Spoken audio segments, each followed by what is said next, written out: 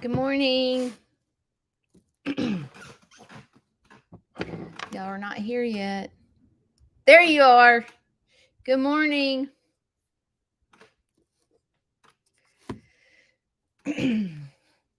How are y'all? I got on here a little early. Got my watch on so I can count my steps. Because that's important. That's important. Kayla, your stepdad, oh my gosh. Let me just tell you. So he messaged me yesterday or last night, and he sent me money to replace my mic. I felt Kayla, I felt like just laying in the floor crying because I was like, people are so nice. And so he's going to be able to, I'm going to order it today and hopefully get it in. So my videos will sound a little better. But I really appreciate your family, Kayla. Y'all are so good to me. You are, um, all of you are. Your aunt, like all of you. I mean, gosh, so sweet. And he's just like, we love you. And I'm like, I don't know. Sometimes I'm just like, why? Like, why? Why? Like, what? Anyway, it is the sweetest thing. So I was going to tell you that I really appreciate your family giving back to my farm, Kayla. I love you. Um, let's see. Um, And Kayla, I wanted to talk to you about something too. So sometime today, message me. Good morning, Karen and Brenda. Hilbert Family Farm. Marcy, Laura, Diane, Julie. Homestead in the Woods with Dee, Becky, Mary. It makes me feel so good when y'all are here before I am. I'm like, look at them. They're getting up early, getting their day started. I'm going to tell y'all what Shane says. You sleep when you're dead. Get up. We got things to do around here. Oh, shoot. You remember last time when my drawer was stuck because I had so much crap in it? We're here again.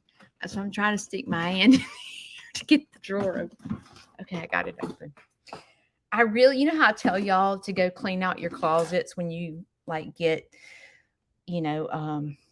sideways and like clean out your closet for distraction, I need to do that. My drawers are so just clogged with crap.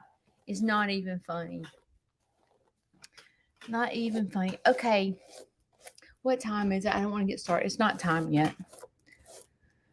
I'll get started in a minute. Hey, Reba, Angela, Jane.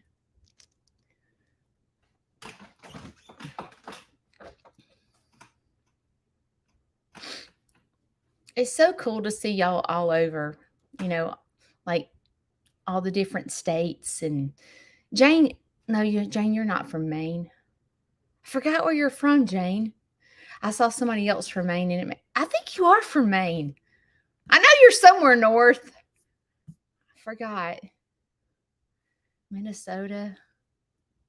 Yes, okay. I thought it was Maine. I couldn't remember. Shane and I went to Maine one time. Good morning, Tammy, sweet Tammy. Colorado. Wow. Okay. We still have a couple of minutes. So I'm just going to turn it. You know what? Someone said, Judy, is your curling iron the type that if you don't touch it, it turns off? And I've been thinking about it, and I bet that is a safety thing. And I get to talking. It's so funny. One time I watched my live back, and I normally don't watch them my lives back. And I would go I would get a piece of hair to go curl it, and I'd go like this, and I'd curl it, and I'd start talking, and then I would go like this, and then I'd do it again. Like this, and then I talk, and I never do it, and I did it like 5 times. I'm like, Judy, curl your hair, daggone. But I get to talking, and I get distracted, and like this is, a preaching stick as well as a curling iron. And sometimes, I just get to talking and I forget to curl my hair. Like I pick up the piece of hair like 45 times before I curl it. So, um, I think that whoever said that about it being a safety mechanism, that it cuts off when I don't touch it for so long, I think that you're right. I think. But see, I need a company to design a curling iron that doesn't happen, because when I go live, I get distracted, and sometimes I just, I need a minute. I need a minute. Just give me a minute. Don't cut off. Yeah, I think that's what it is. Okay, my dad, it's next week. What is today? Today is September the 13th.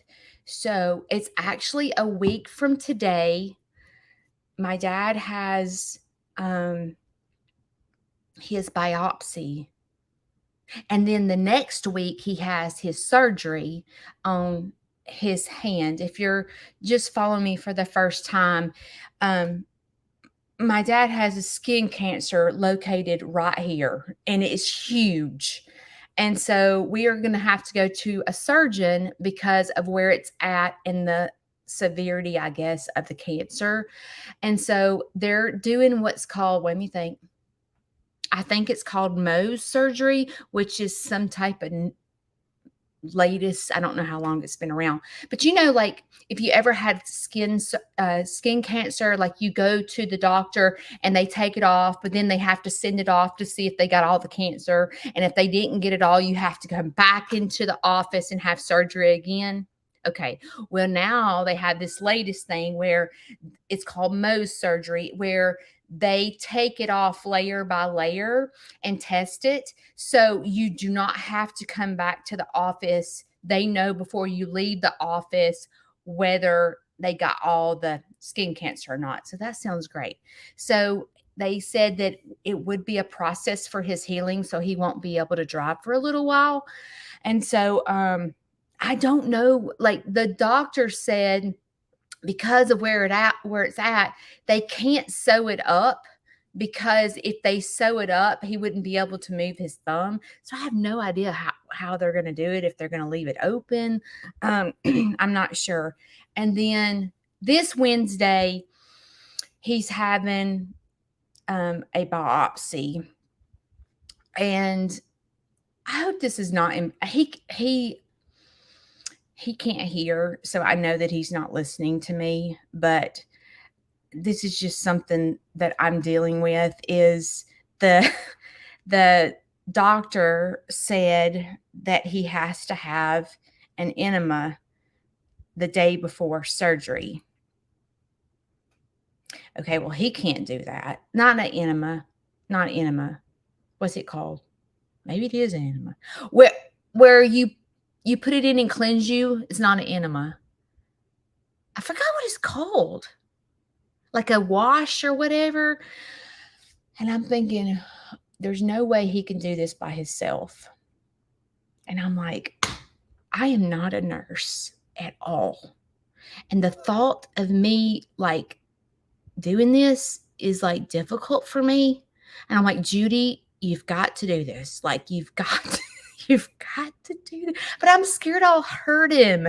Like I'm just like, oh, I don't know how to do this.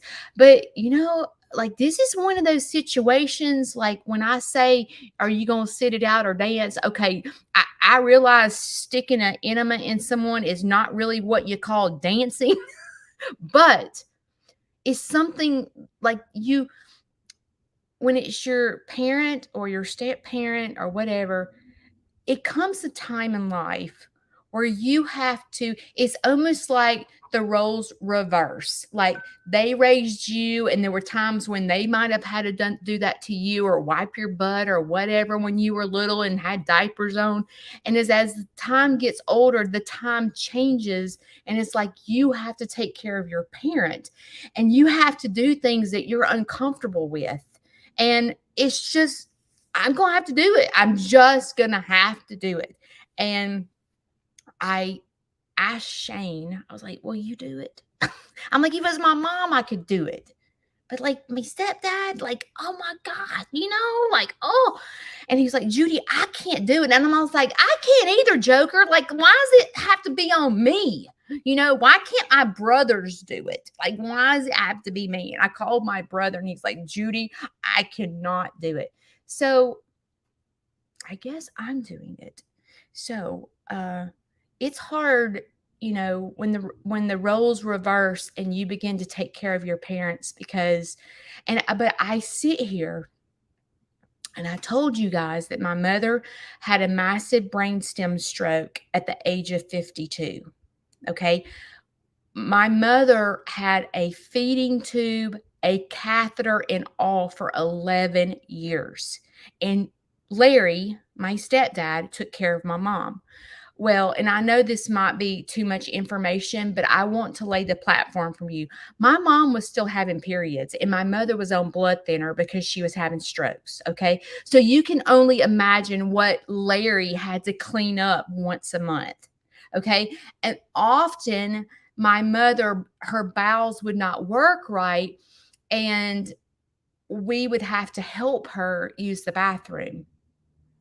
The least I can do is give him an enema, considering all he did for my mother, right? Like, I can do this. So, like, I'm trying to talk to myself and go, "You're not going to hurt him. It's going to be okay."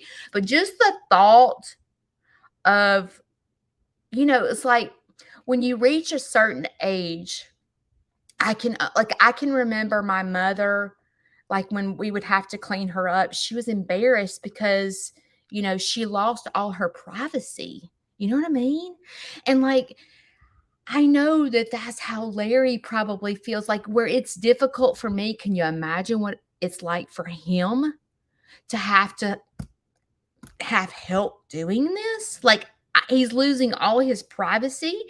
And, like, I'm sure as you get older and you begin to have to lose that and your kids have to begin to taking care of you, I can only imagine how they feel. So sometimes when you're in situations like this and you find yourself on the struggle bus, just get in their shoes. You know what I mean? Like, can you imagine how they feel where it's difficult for me, but can you imagine how my stepdad feels going, "Oh my gosh, Judy's fixing to give me an enema. She's probably gonna, I hope she knows where to stick it." You know what I mean? Like, can you only imagine how they feel? And I just, as I get older and I begin to think about my kids taking care of me, I have boys. Okay. I don't have a girl. And like the thought of my kids like having to do that to me, I'm thinking, "Oh God, I'm going to be in a nursing home." Like, my kids can't take care of me. But I'm going to start, listen, from this point on, I'm going to start sweet talking my daughter in law because that's my only hope.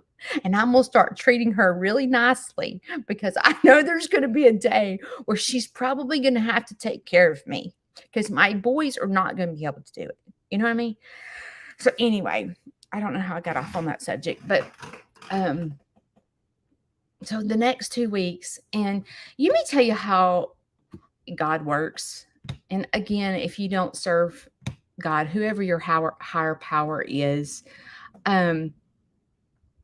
this year I have only a couple of field trips this fall, which is unusual.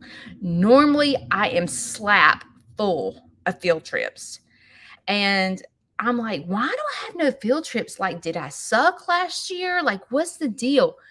And then I was like, "Thank God I don't, because I'm fixing to face a lot with my stepdad, and he is top priority to me. I am going to go through a lot with him with this surgery. He's going to need really a lot of help. And so, me not having field trips has actually been a blessing because I'm going to have to take care of him. And there's possibilities we might have to go to treatment. The doctor said it depended on the severity of his cancer. If it's an aggressive type of cancer, it may be that we have to go to treatment every day. Well, can you imagine if I'm trying to do field trips on top of taking my dad to treatment every day? Like, that would be difficult. So I feel like God is blessing me by slowing my farm down, and me being able to take care of my stepdad. So instead of it looking like, why am I not having, it's like he's looking after me, because I can't, even if my dad doesn't have treatment, I can't, at this point in my life, I can't book field trips knowing that there's a possibility that we go to treatment every day, because the last thing I want to do is cancel a whole entire school on a field trip. You know what I'm saying? So anyway, let's see. My curl iron's probably turned off because I'm rambling. All right. Today, I want to talk to y'all about the whole rescue thing and how I look at it and what all happened. Like when I first started Sneed's Farmhouse, I was not really called a sanctuary. I was just Sneed's Farmhouse. And Jacqueline Head from Head Family Farm is kind of like, I don't know what to call her, my backbone. I mean, I don't really call her my secretary. She's more like I can't live without her kind of situation. And a lot of us farms here in Alabama really depend on Jacqueline, because Jacqueline is the smartest person when it comes to social media and knowing how to do websites and stuff like that. And see, I had to not turn my curling iron off this whole time, and it hasn't gone off. So I should do a timer to see if this is it. So anyway, my first rescue was probably four years ago. And my first duck rescue, let me back up a minute. All the goats that I got, the situation, there's all different types of rescues. There's rescues where an animal is in a bad situation, and it's like you got to act quick because they're sick and you need to treat them back to health. There's that situation. And then there's neglect, where an animal, my kid doesn't play with it anymore. He never picks it up. Will you please take this turtle, or whatever. There's that situation. And then there's situations where, the owner has passed away and, they don't know what to do with the animal, or, we are going in a different direction and we need to get rid of our animals. We're moving, we got transferred, and the house we're going to doesn't have, a big lot. There's so many different types of rescues. And, my first situation with the rescue was the goats. And it wasn't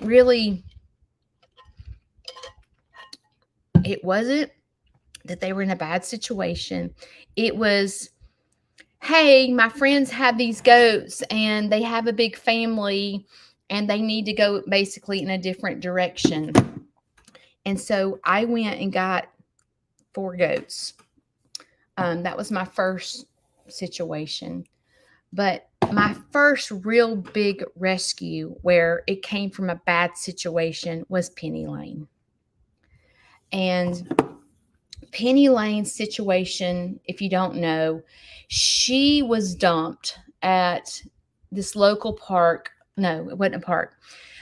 One of my best friends lives in a subdivision that has a big lake, and in Alabaster, where I used to live.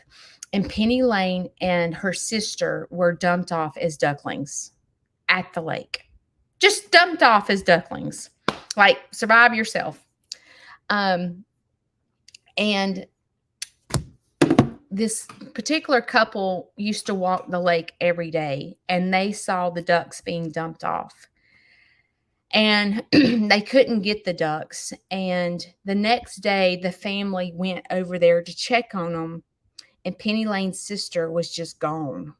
So a predator had gotten Penny Lane's sister, and the sweet couple was like, "We've got to get this duck," which was Penny Lane. We're something's going to get her, you know.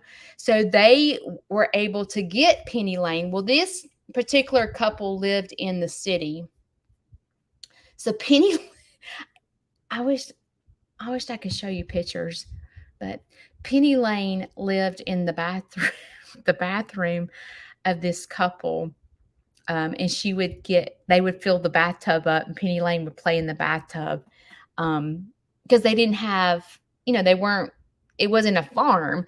So she lived there where she outgrew the bathroom. And so the lady, I think, put on the neighborhood Facebook page that she was looking for help with this duck. So the next family had a swimming pool that lived in the same neighborhood. This family had a swimming pool that was in their backyard, and they're big animal people. And they were like, "We will take the duck." So this next family lived next door to my best friend. And so Penny Lane lived in this this little she lived on the concrete, but she had her little swimming pool, and then there was a big pool outside.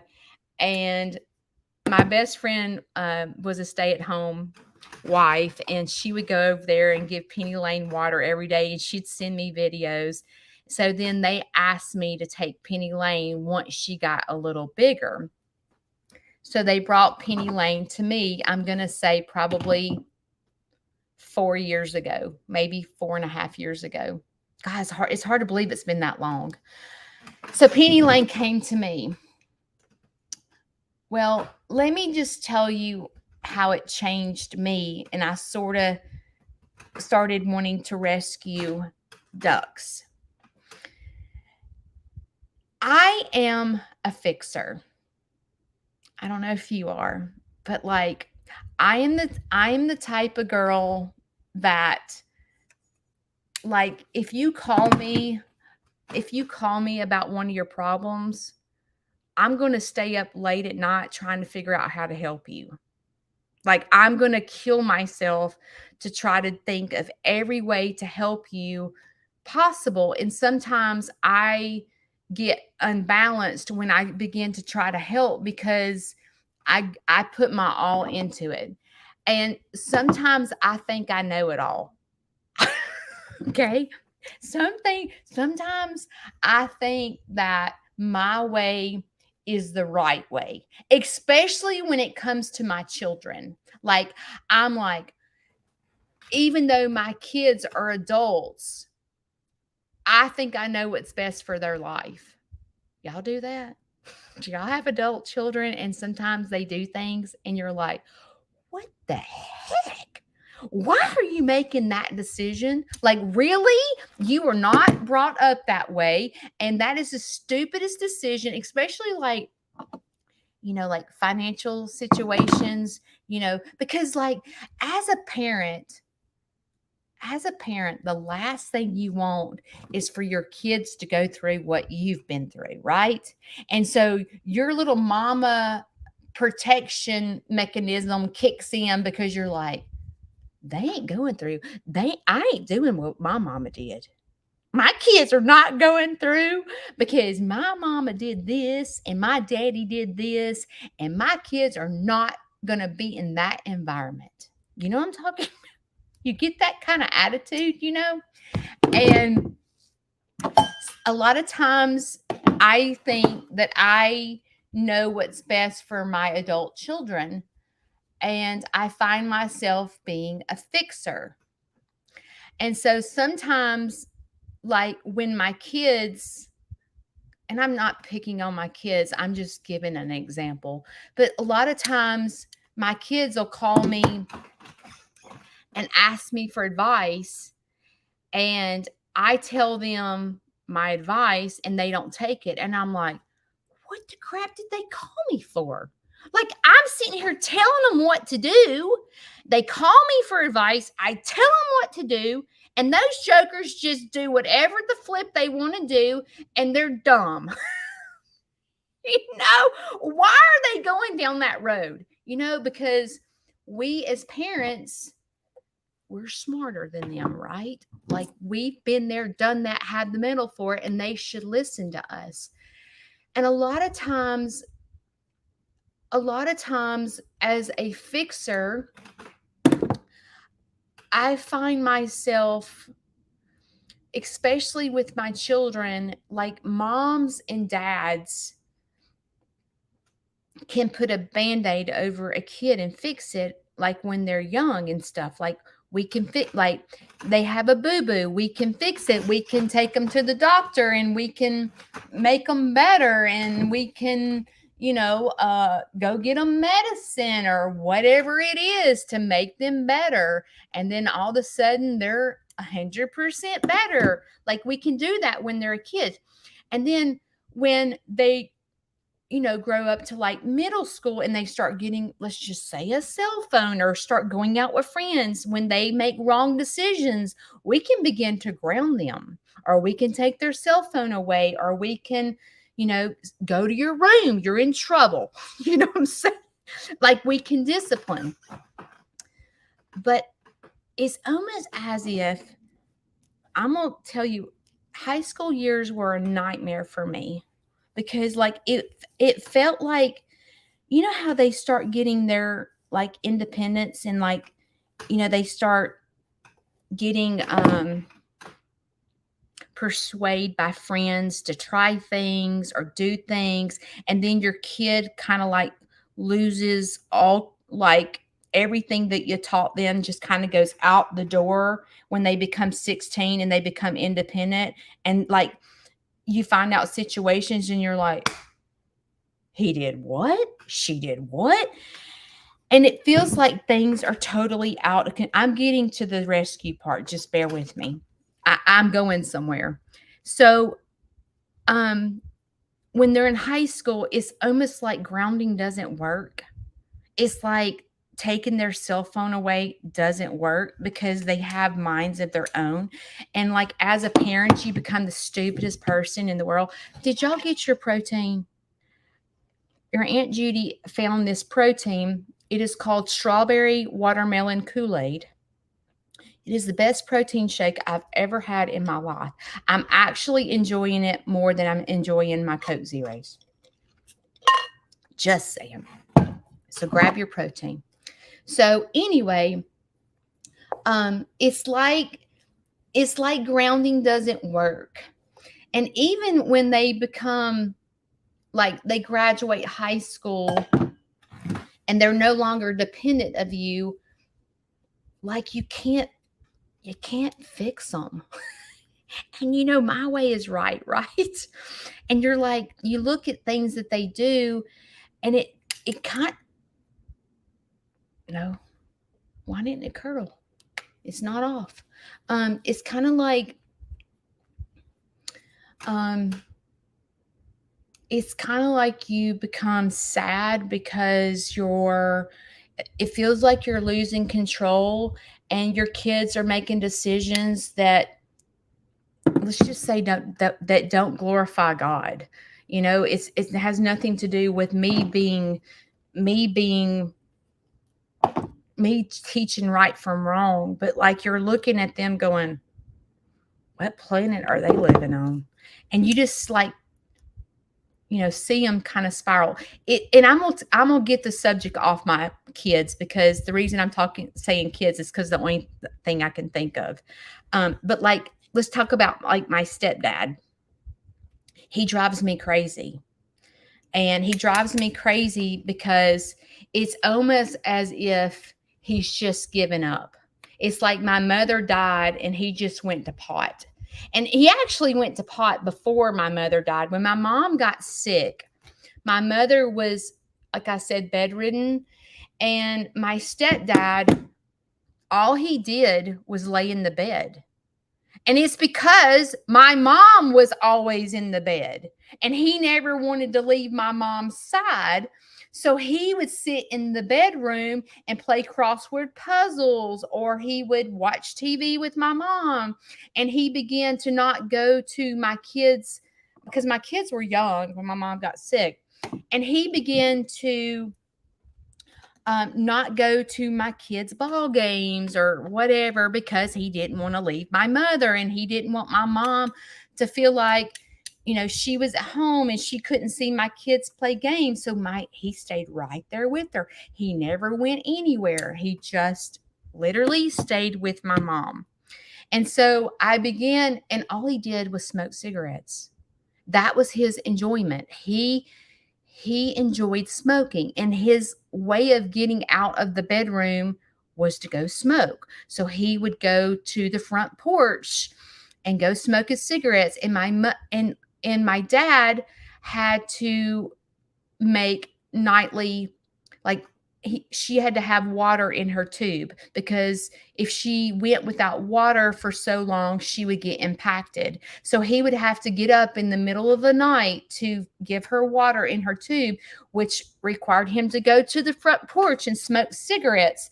And so now that he had that, let's just say, addiction, we are suffering the consequences of him being a chain smoker, and he has COPD, and he can't bend over without losing his breath, and he can't walk far. So what does that do to me? It totally pisses me off, because I'm like, this is the stupidest thing I've ever heard, is to smoke cigarettes and then spend your whole adult life not being able to breathe. That seems really dumb to me.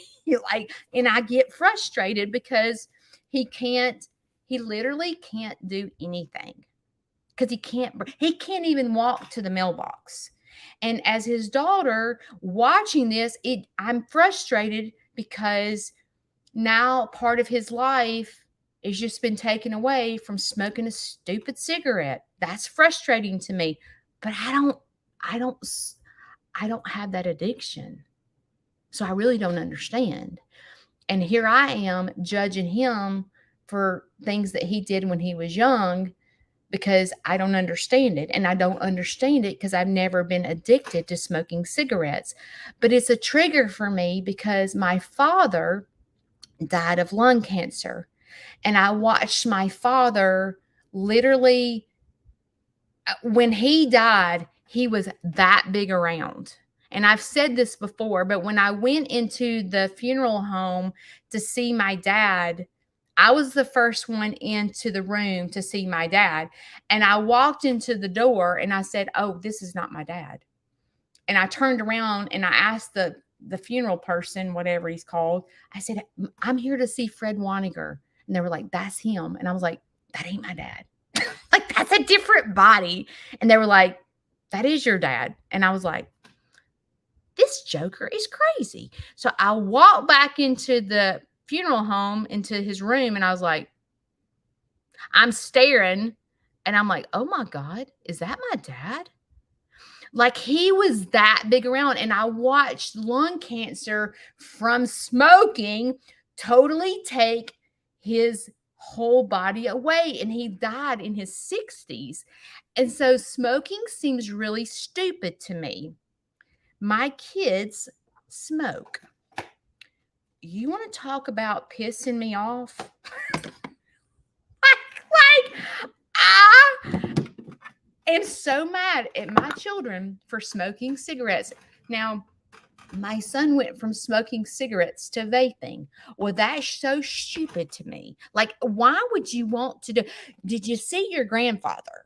Like, you watched your grandfather die. You see your stepdad or your step grandfather literally can't walk to the mailbox. That seems stupid to me. Like, why would you vape? Why? Like, it makes no sense to me, right? But it's almost like I'm judgmental because I can't fix them. I cannot make them understand the importance of not vaping and not smoking. It seems so simple to me. But I remember my dad before he died. My dad, I don't remember my dad being a quote addict, but my dad struggled with drug abuse back when I was younger, and I don't remember it. But my dad was also an alcoholic. I do remember that.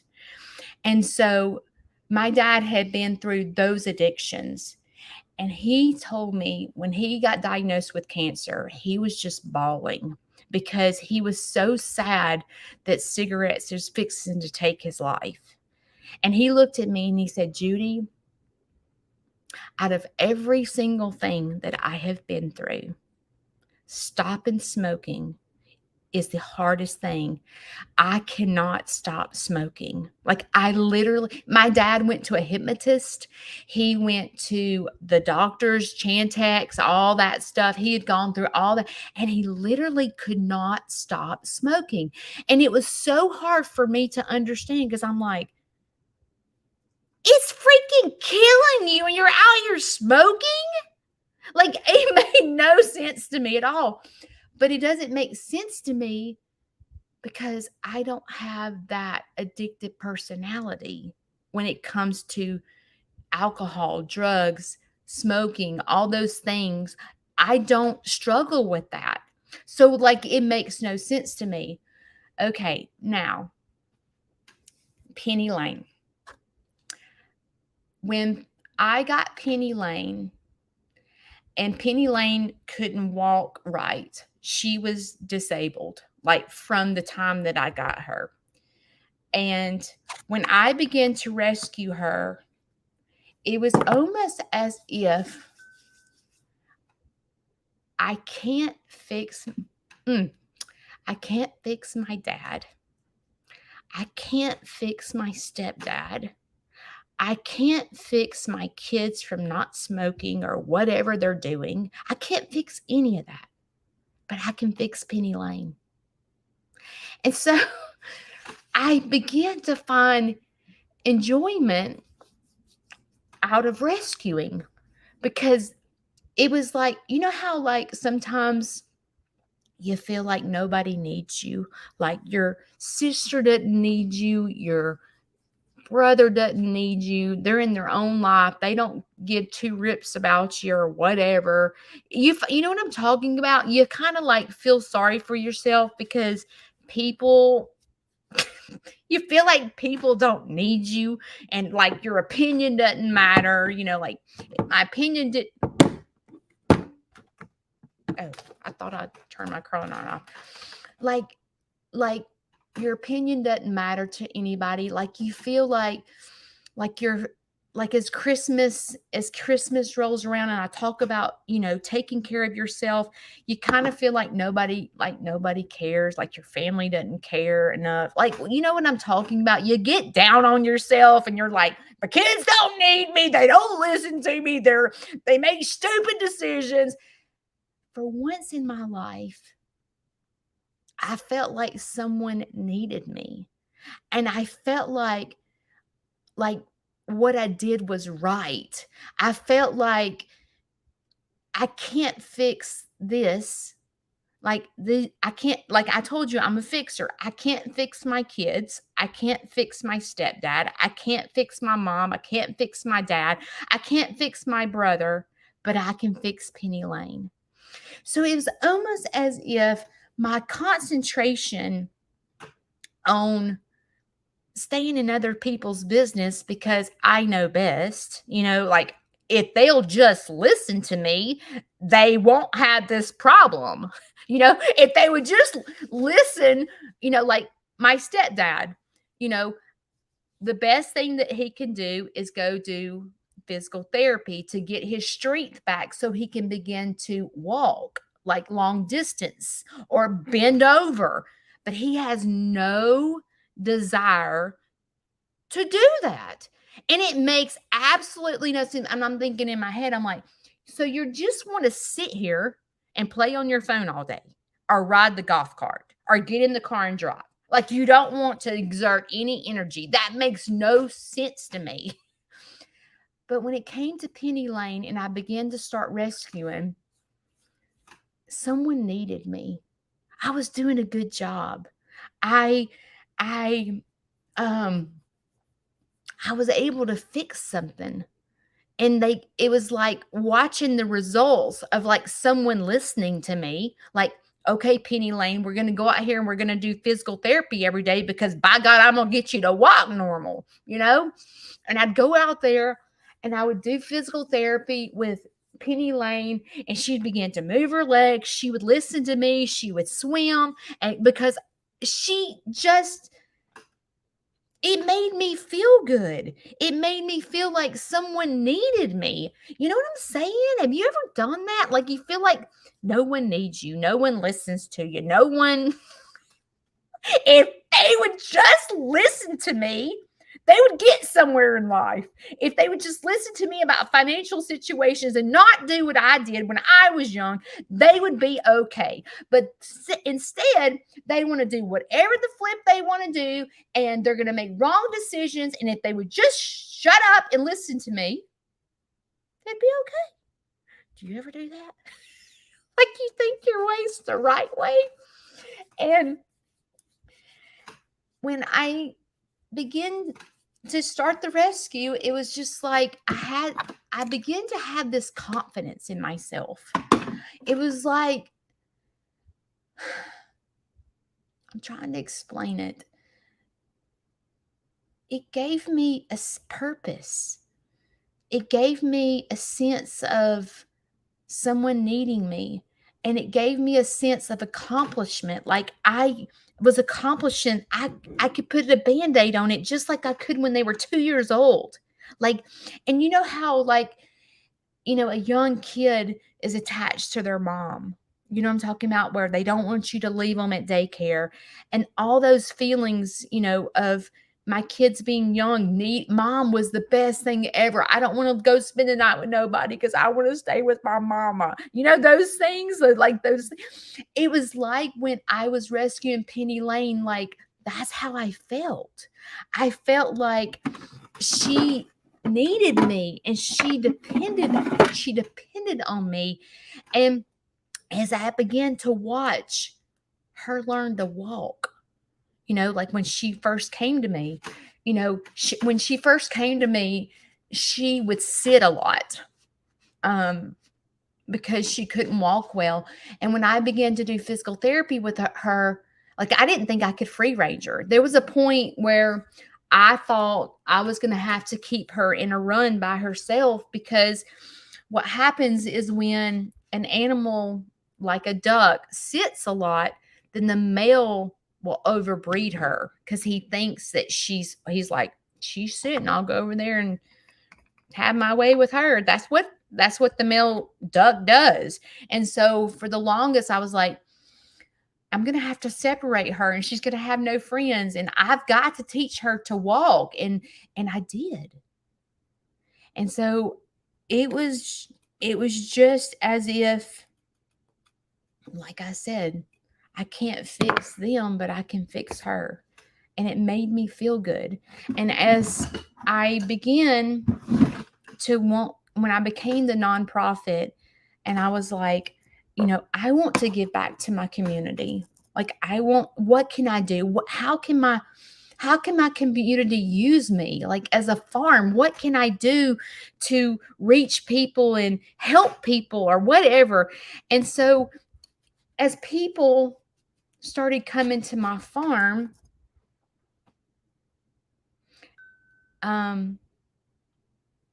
they would go, I just love you. Like yesterday, and in the beginning of this video, I was talking to Kayla, and I told Kayla that I told you guys the situation about my microphone. And my microphone got drug under the golf cart by my dad. And my $300 microphone went right out the door, and I was like humiliated. And Kayla's dad wanted to give back to my farm.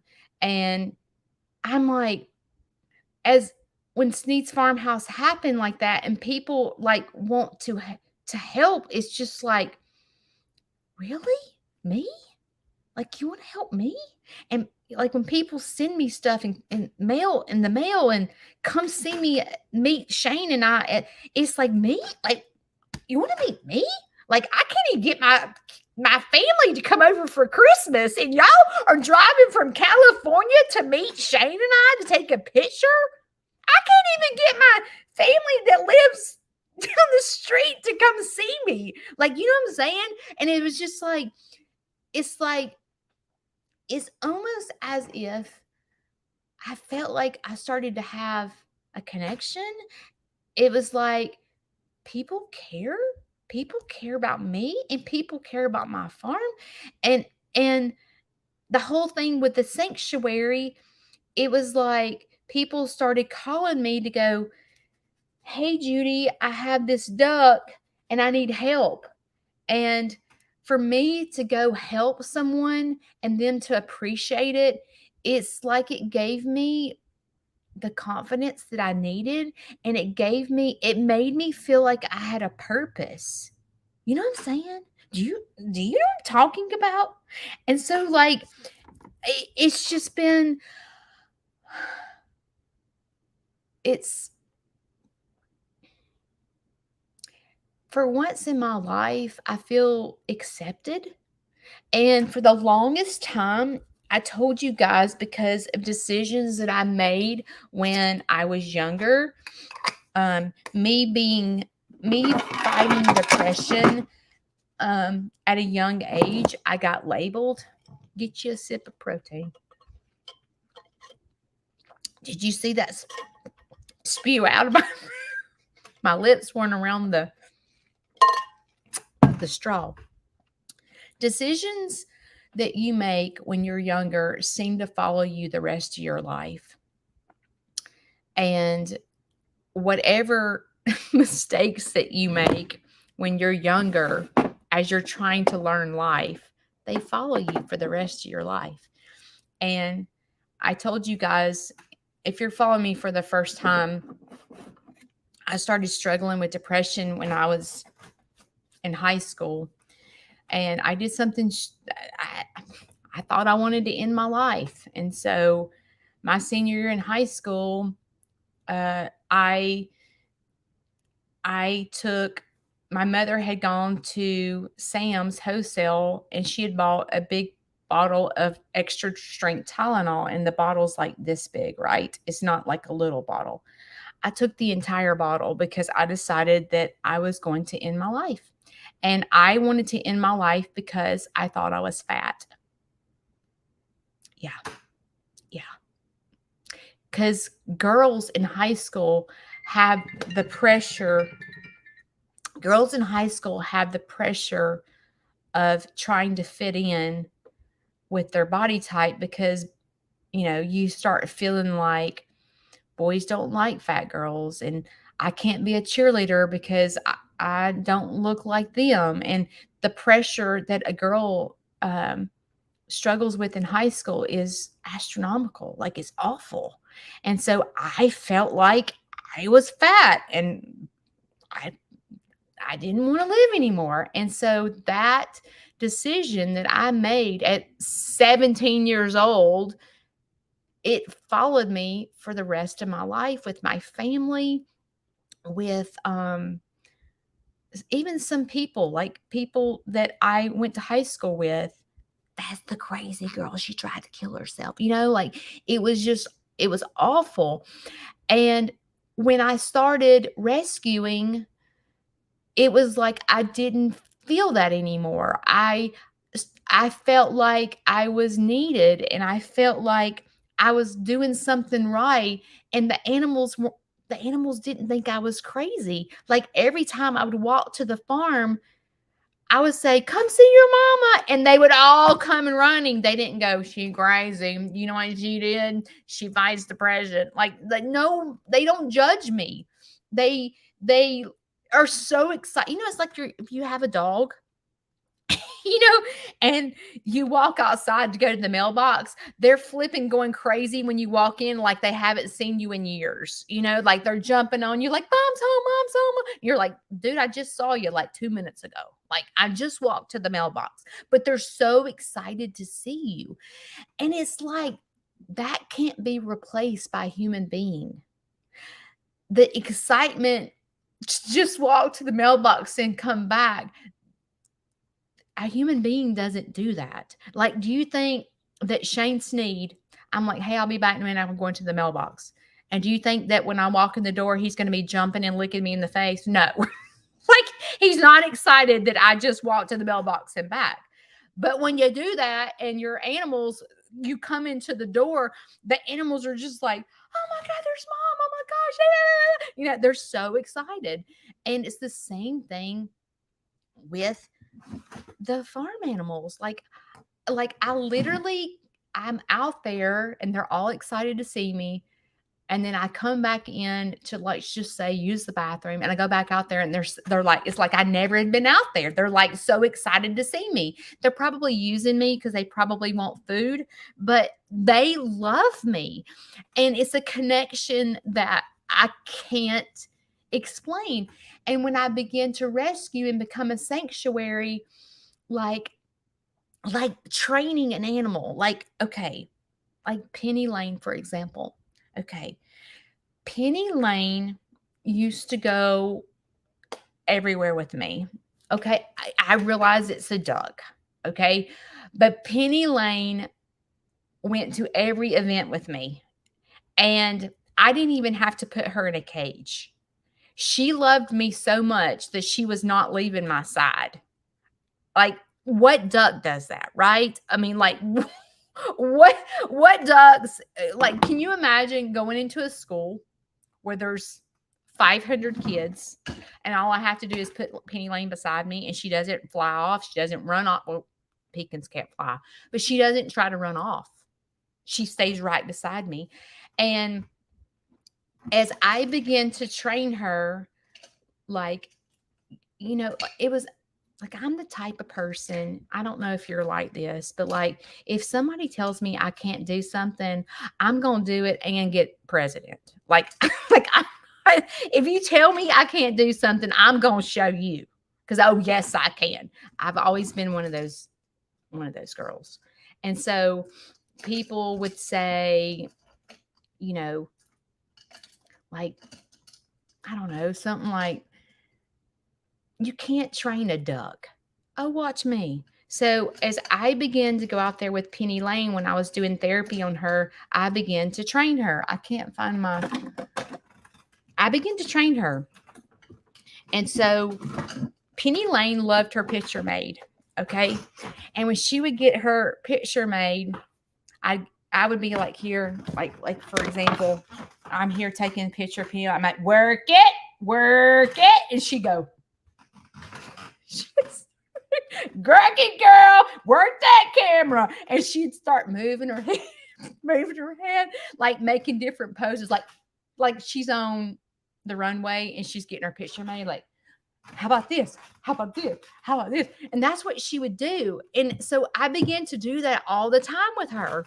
So when the camera would come out, it was like she knew to work the camera and she would begin to turn her head to take pictures. And I'd be just cracking up because people would go, it's just a duck. No, it ain't just a duck. This girl knows how to work the camera, you know? So then someone had mentioned Penny Lane. Like, you can, like once you train an animal, you can use them in the movies. Like, you know, if you, I don't know, train a dog to come or stay or whatever. So I was like, I'm going to teach Penny Lane to stay. Okay. So I said, I would just tell her, just like you do your dog, you know, like you give them a treat, you say, stay, you like put your hand up and go, stay. And then you'd walk away. And if she stayed, you walked over there and give her a treat and praise her, right? Like a dog. Okay. Well, I began to do that with Penny Lane. I would say, stay. And she would stay. And I would say, come on, come. And she would waddle to me. So like, as I began to do that, it began to give me confidence that I could do anything. I could do anything I set my mind to, because people would go, you can't train a duck. It's a stupid duck, you know? And I would be like, oh, yes, I can. Watch this. You can't train a bull. Bulls are mean. Judy, you're going to get killed. And I'd be like, why? Why can't you train a bull? I'm doing it. And so, like, instead of just giving up on the animal, you know, for decisions other animals made, like I could have said, okay, yeah, they're right. Dexter's mean. I shouldn't train him because all bulls are mean. And I could have said, you know, I'm not doing that because I'm not, Dexter's just like the others.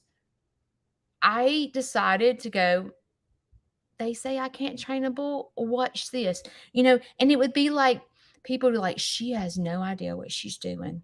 She's not a farmer. She's never had a bull. She doesn't know what she's doing. She's going to get hurt. As a matter of fact, I had so many messages when I started training Dexter because I began to document me training Dexter.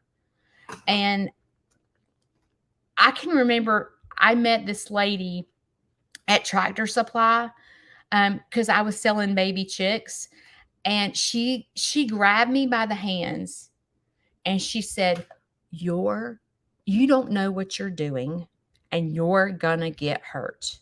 And I could have. I mean, Dexter could have turned on me, and he still can. I mean, he could just plow me down one day. I mean, yes. And I thought in my head, I don't know, this is probably bad to say this, but I thought, if I die out on my farm training an animal, it's the way I want to go. Like, y'all know, if Dexter plows me over and kills me tomorrow, it's the way I wanted to go. I literally am going to give this animal a chance, and I'm not going to judge this one animal by what they tell me, because it was happening to me. People judged me for something I did when I was 17 years old. And it followed me until I'm 52 years old. And I could have done the same thing with Dexter and say, all bulls are mean. No duck can learn commands. But I was like, you know what? They taught me that it doesn't have to follow me. Like, being crazy for something that I did when I was 17 years old does not define me. It doesn't define who I am. So, like, when you have a past and you get labeled for, having a past and doing something stupid when you were 17 years old, it's like that doesn't have to define you the rest of your life. And what ends up happening is when people define you for something that you've done your entire, like something, I'm sorry, when people define you for something that you've done years ago, once a cheater, always a cheater. You know how people say that? Once a cheater, always a cheater. I believe, and this is my personal opinion, take it for what it's worth, but I do believe people can change. I do. I believe I've totally changed my life. I've changed. Now, my personality's the same, but I've totally changed my life. And I changed my life at 50 years old. So I do not believe once a cheater, always a cheater. I told y'all last video, I cheated.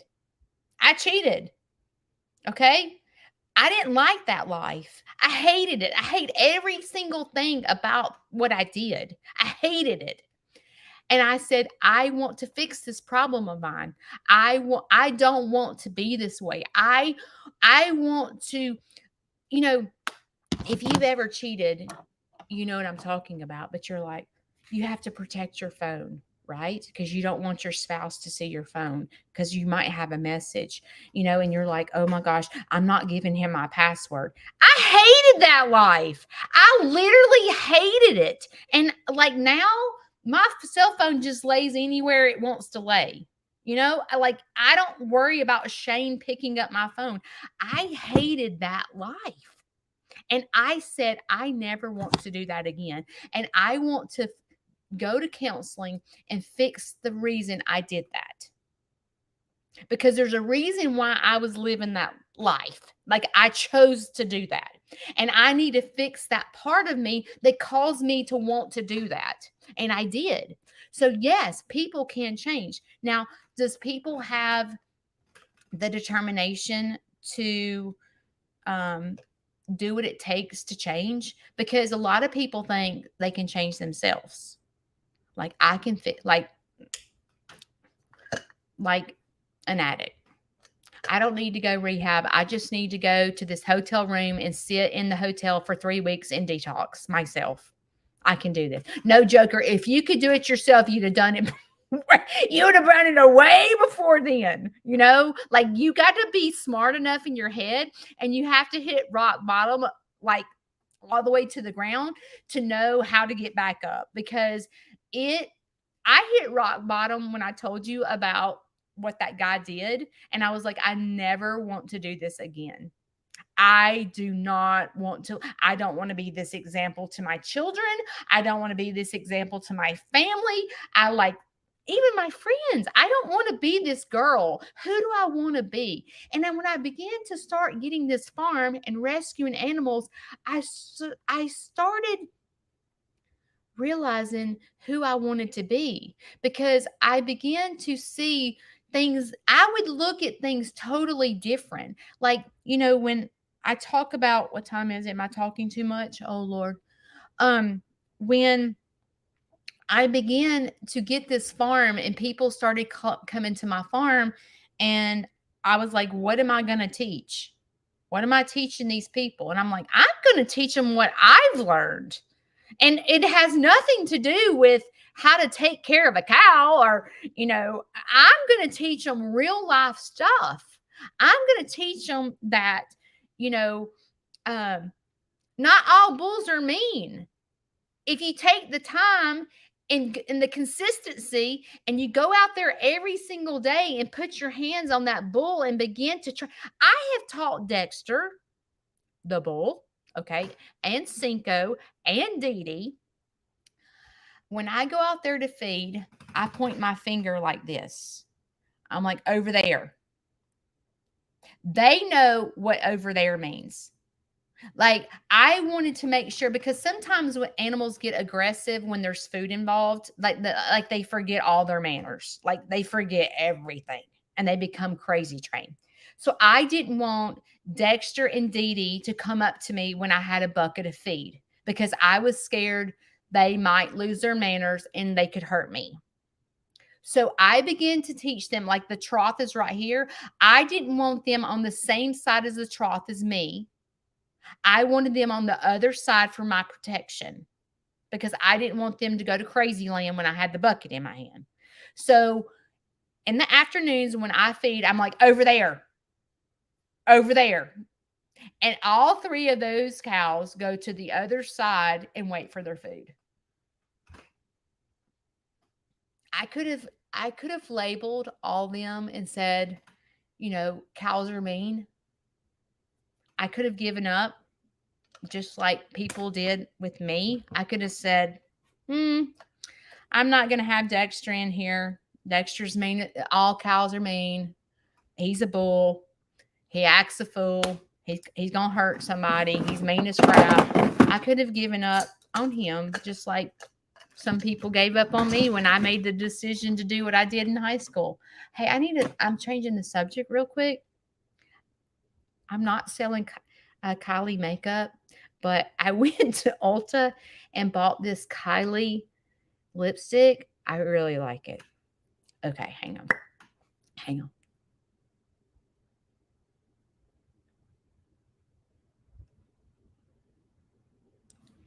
I forgot the color. But I'm the sucker about buying stuff that has a cute bottle, and I thought this was really cute. The people behind.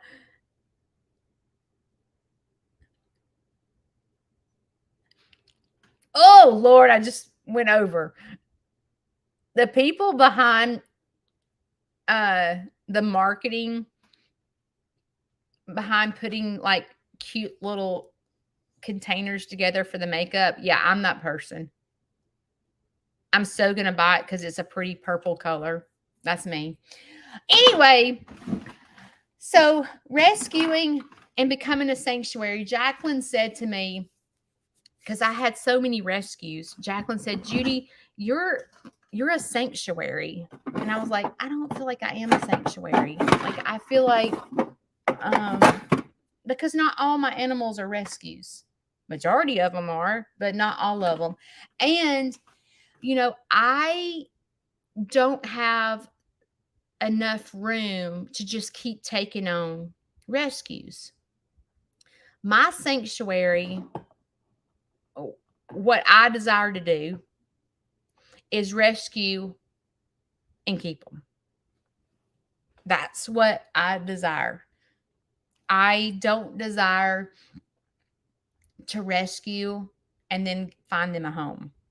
I can't do it. I'm not that kind of sanctuary. I don't have the heart because what happens is I get attached. Like, let's talk about Cinco. Okay. Cinco was born, May 5th? June, July, August, September. She's almost 4 months. Well, she is 4 months old. She's 4 months old. And my farm is not really big enough for 3 cows. Do you know how I am on the struggle bus about where Cinco's going? Like I'm like, Shane, I can't do this. And he's like, Judy, we can't keep every animal that's born on Sneed's farmhouse. I'm like, I don't think I can do it. I have been training Cinco. Cinco is so tame. Um, I don't think I can do it. Now, like when an animal's born and I don't keep it long, like, like a baby chick, like I'm okay with that.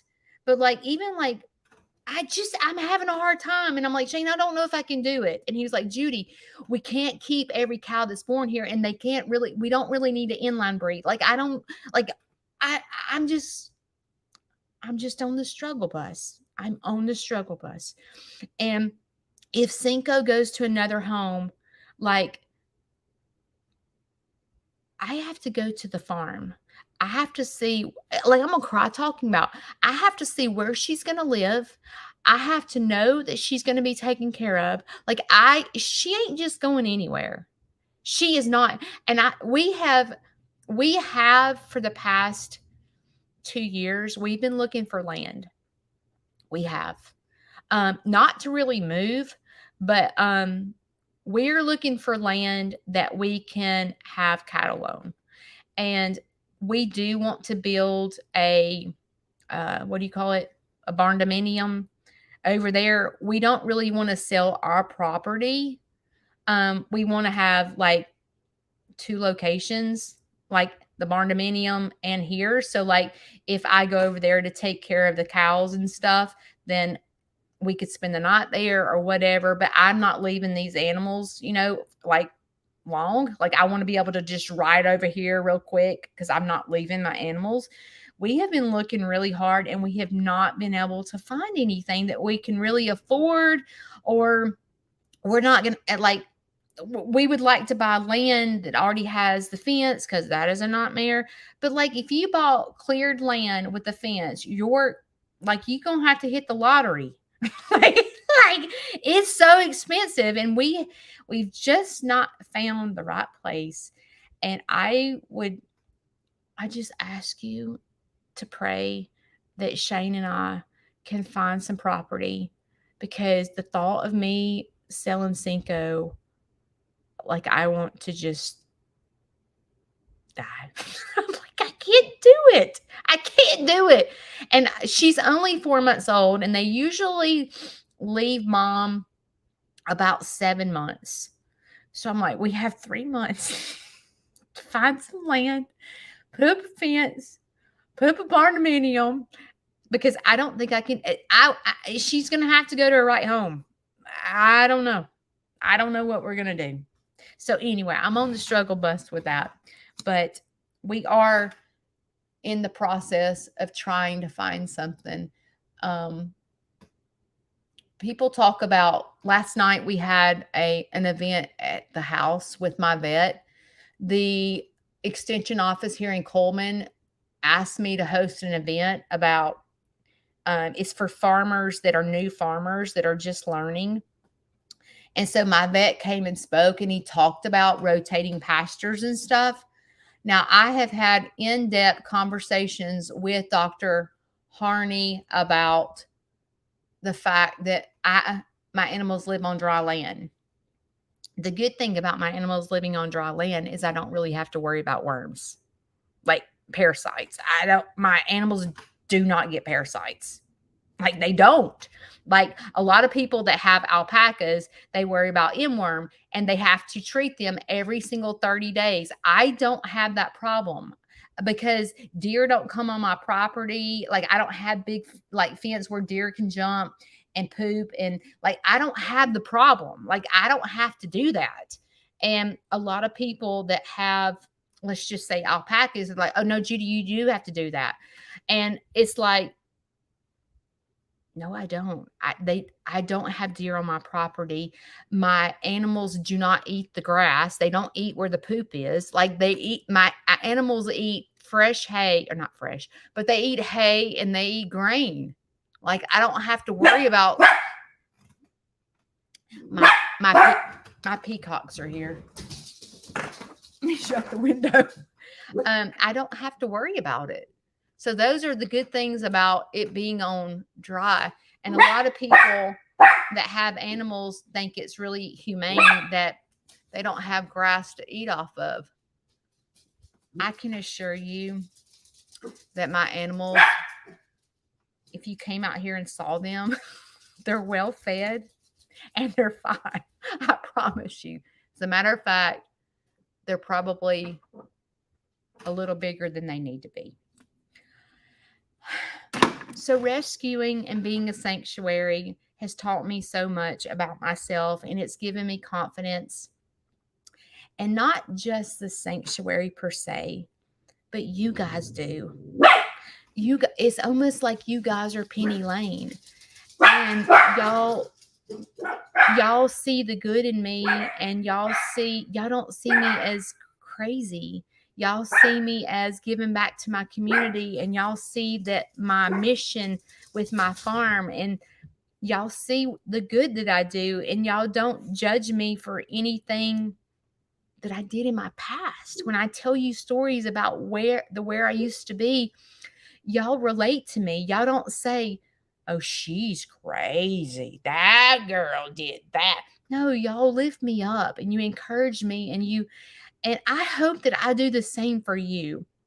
I hope that this is not one-sided and you feel like that y'all just do it for me, because you're my family. Just like you feel like I'm your family, you're my family. Like, you do something for me that nobody else does. And it's hard to explain the love that I feel that you guys give me, because it's a love that I have never felt before. It's like Jane from Maine. Okay. I've never laid eyes on y'all, but I know right now that if I needed Diane or Jane, all I'd have to do is message them and they would give me the shirt off their back. And I've never met them in person. I feel like they're my family. Like, they're my sisters. Jane calls me her sister. I feel like I have a connection with y'all. And I'm telling you this, and I told people Saturday, a lot of people watch my videos and never comment. I can't get to know you when you do that. It's like you're living in darkness. When I meet people in person and they tell me their name, I recognize it right off. And so I encourage you to, if you want me to get to know you, I encourage you to comment, because that helps me make a connection with you. If you want to have that connection, I appreciate you being here, and I appreciate all the I'm going to say this too, because I want you to know this. In the past 5 months, I have been able to slow down. I have been wide open trying to make ends meet with this farm. And because it costs a lot of money to run the sanctuary, it's very expensive. And people go, Judy, you need to slow down. I'm like, Joker, oh, you want to? I'm like, I can't. I got to pay for this. Like, imagine you going to work. You go to work 8 to 5, and I'll go, Jane, you need to slow down. You need to quit working so much. And you're like, Judy, I have a power bill, and I have a water bill, and I have a cable bill, and a house payment. Like, I have to do this. And I've had to do it. Like, I've done what it takes to pay for this. And since you guys have come into my life, I have been able to,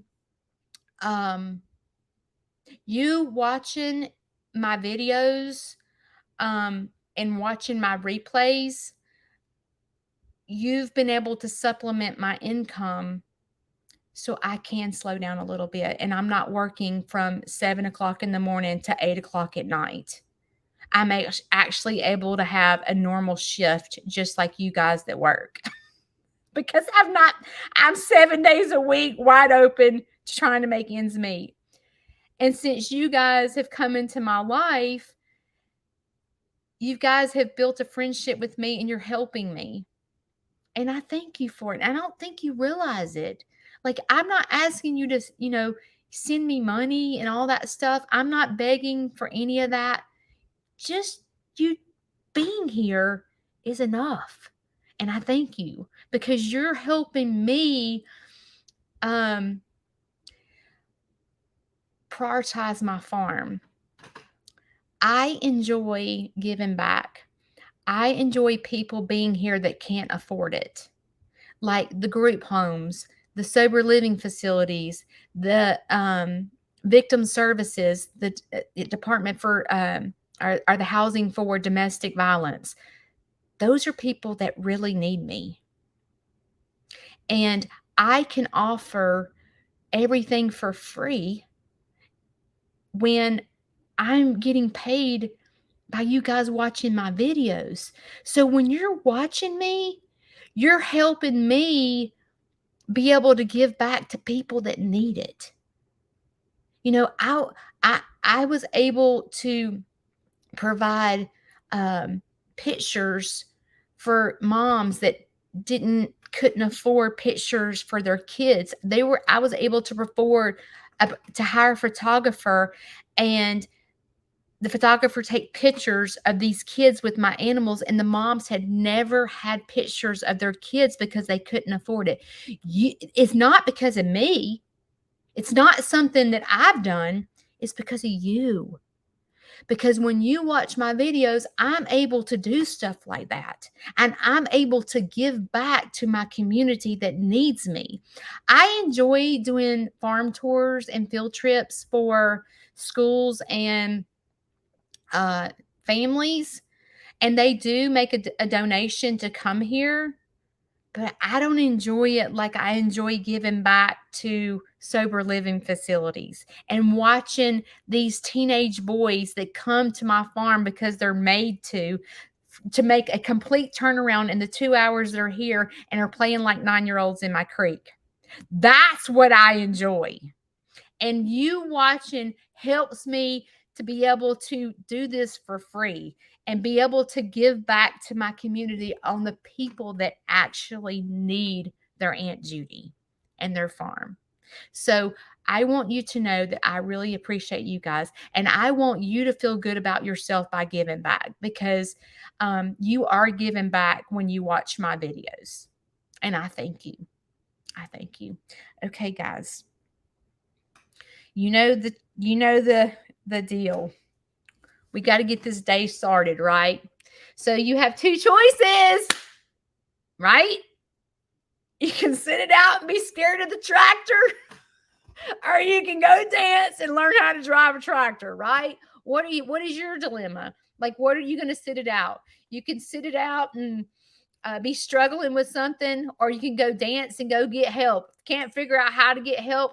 Message me. We'll figure it out together. Okay? Because my desire for you is to not sit it out, because so often sitting it out is easy. Sitting it out is easy. Getting up and dance is hard, because you have to do things you're not comfortable with. You have to, you know, sometimes go get help to help you dance. Sometimes you have to get out of your comfort zone to learn how to dance. But I promise you, when you do it, you'll be happy and you'll be glad you're doing it, and you're going to be able to be a testimony to someone that needs you. All right, guys, I love you guys with all my heart and soul and everything inside me. And today I had the group homecoming, so they'll be here at 10. And then this afternoon, I'm going into a school and I'm doing 2 incubation projects, and I get to talk to kids about dancing and what it means. And thank you for being here this morning. I will see you Monday. I will be putting out another video tomorrow. So thanks for getting up this morning. You know, you could have sit it out and stayed in the bed, but instead you got up and spent time with your Aunt Judy. So I thank you. I'll see you next time.